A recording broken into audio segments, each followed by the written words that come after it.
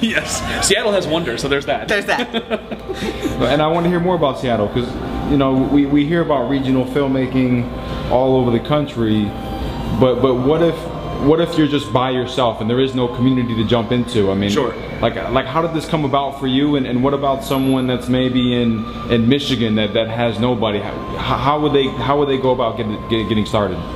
I think for us, it was film school, but I don't necessarily think that everybody has to go to film school, but it's using your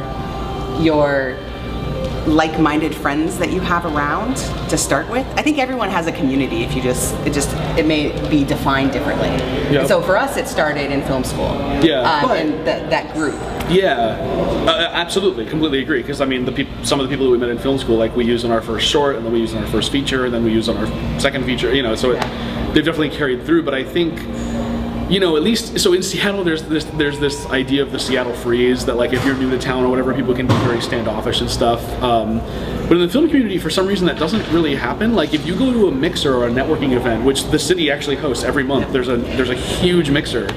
You can go up and talk to anybody, and just if you've made good work, people will want to work with you. Like it's. We've literally found people. We've gone to those mixers looking for specific people to work with, and have then worked with them. So you know, I know that we go there, and then also at the same time, that's how we found Amy. I spent a year when we first moved to Seattle and had our film company. I mean, we literally were by ourselves because we moved to a city that we didn't have. I mean, we had our parents. We did because you know Kris kind of grew up in that area, but we didn't have like a full community, and we were total newbies. So I became a member of the chamber. I became a member of our local chamber. I became a member of every group I possibly, and just started networking and just started meeting people.